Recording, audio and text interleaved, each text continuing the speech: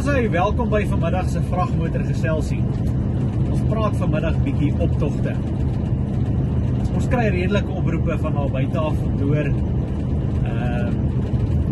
wat is die ZAR boervolk se standpunt rondom die swart T-hempie optogte en ja, kom ons maak hierdie dan maar amptelik. Dit is die 27ste Maart 2025, nou so 20 minute voor 6 die aand, en die ZAR boervolk neem nie deel aan optogte nie, en dis vir 'n eenvoudige rede.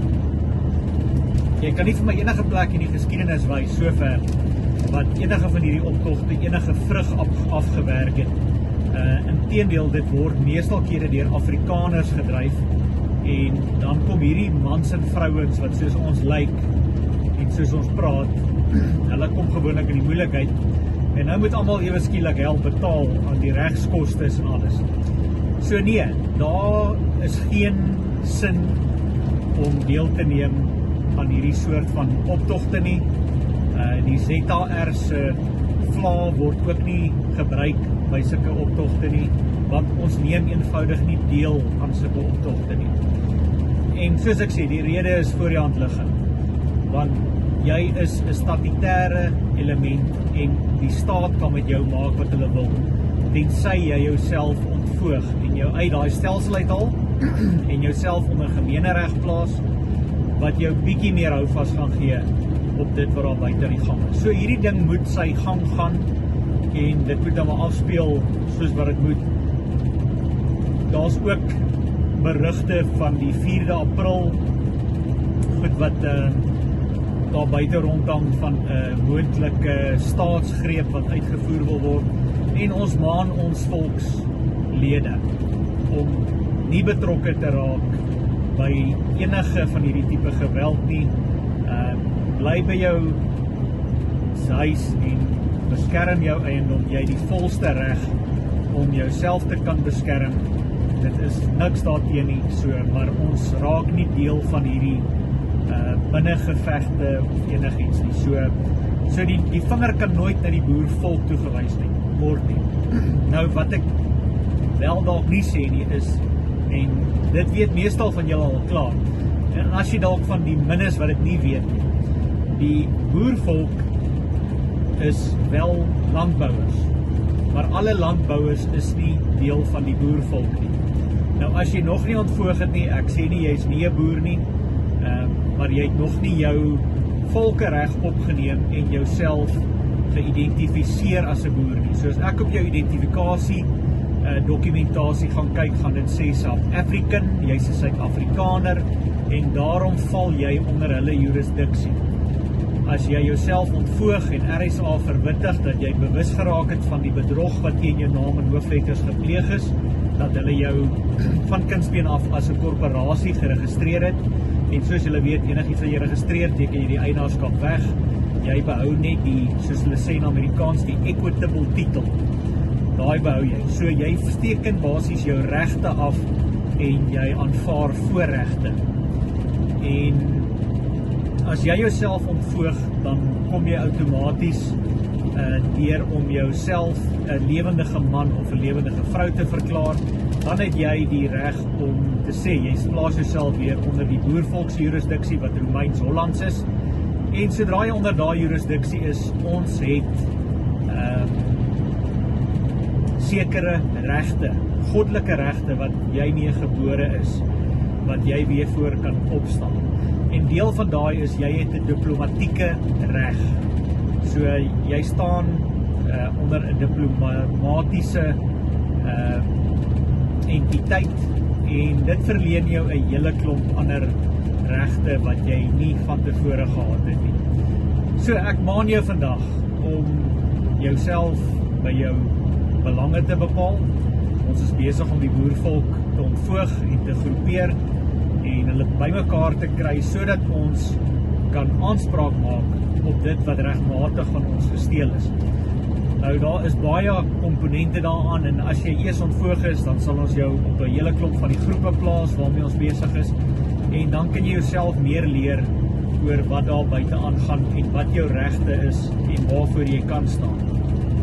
Maar, weer eens, soos ek sê, wat betref die optocht en so, die ZR Boervolk se tribunaal en streeksvergadering keer glad nie sulke goed nie. As jy as 'n lewendige man of 'n lewendige vrou in jou persoonlike hoedanigheid daaraan wil deelneem, dit is jou volste reg. Ek kan nie vir jou sê jy mag dit nie doen nie. Dit is heeltemal jou goddelike reg om daaraan deel te neem, maar jy kan nie sê jy praat namens die boervolk nie. Want daarvoor, om namens die boervolk te praat, het jy 'n mandaat nodig.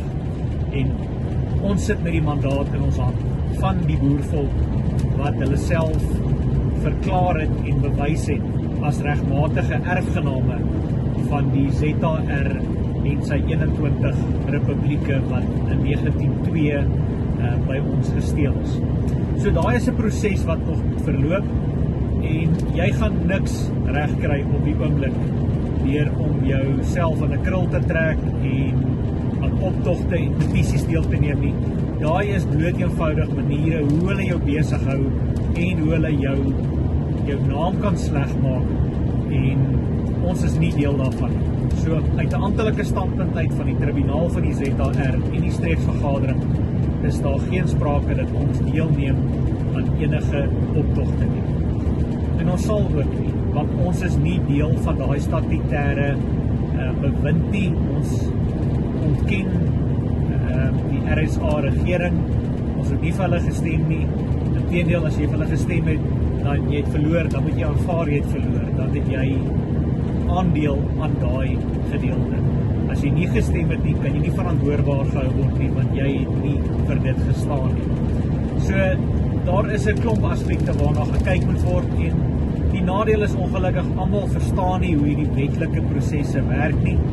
Maar daarom leer jouself, ons het baie dokumentasie, jy is welkom om hoofkantoor te kontak en of enige van jou streeksvergaderingslede, jy kan gerus op ons webwerf gaan kyk en daarso kan jy jou streeks verteenwoordigers kontakbesonderhede ook kry en kontak hulle ook gerus in. Raak deel van die ZR Boervolk wat weer opstaan vir ons volkereg, want slegs met volkereg kan jy aanspraak maak op dit wat jy verloor het. En soos julle weet, die Vredesverdrag van Vereniging is verbreek. Inteendeel, dit was nooit eers geldig gewees om mee te begin. So, want daar is 'n deklarasie wat verbreek is en omdat daai verbreek is, dit wat hulle met ons meer as 42.000 boervrouens en kinders in konsentrasiekampe gedoen het, is onwettig. En dit beteken die Vredesverdrag van Vereniging kan nie toegepas word nie. En dan gaan ons in die hele ding terug van, dan moet daar herstelpunt plaasvind vir dit wat van ons gesteel is vir die laaste 122 jaar en dit wat ons ontneem is. En as jy verstaan waar daai gaan, sal jy die profesie begin insien. En ons hoef nie 'n vinger te verroer, ons moet net geduldig wag en ons is onder Vader se beskerming. En hou die spasie dop en wees geduldig en wees rustig. Moenie in vrees omgaan nie. Hulle wil hê jy moet in vrees oorgaan en jy gaan niks reg kry op hierdie huidige stand van hoe die goed in mekaar gesit is. So, kom ons kry die boervolk by mekaar en die wat nog praat van boervolk en Afrikaner tussenin gooi, jy het jouself uitgewys. Onthou net, die boervolk het ook verraaiers tussen hulle gehad en as jy nie 100% vir die boervolk staan nie en jy probeer die Afrikaner nasie, wat 'n nasie is, hulle is nie 'n volk nie, dan vorm jy deel daarvan. Ander interessante ding wat ek ook oplet, sommer terwyl ons nou daaroor praat, is kom ons gaan kyk bietjie. Dit is vir my baie amuserend dat die boervolk wil nie gebruik maak van president Trump en president Putin se aanbod om basies na hulle toe oor te trek en daarso deel te raak. Die snaaks dat dit die Afrikaners is. En ek kan jy sê hoekom? Want as jy regtig iets besit, dan sal jy nie afstand doen daarvan. Maar die Afrikaners het nog nooit hierdie grond besit nie. En hulle weet dit baie goed. Nou as jy nog self dink jy's 'n Afrikaner, dan maan ek jou om seker te gaan maak of jy nie dalk 'n afstammeling is. As jy oupas en oumas gehad het wat in die Anglo-Boereoorlog beklei het aan die boervolk se kant, dan is jy boer, jy's nie 'n Afrikaner nie. So kry jou identiteit reg en maak seker dat jy staan vir dit wat reg is. En tree wetlik op. Ons werk nooit buite die raamwerk van die wet nie. Daar's 2 dinamikas waarin jy daarna kan kyk.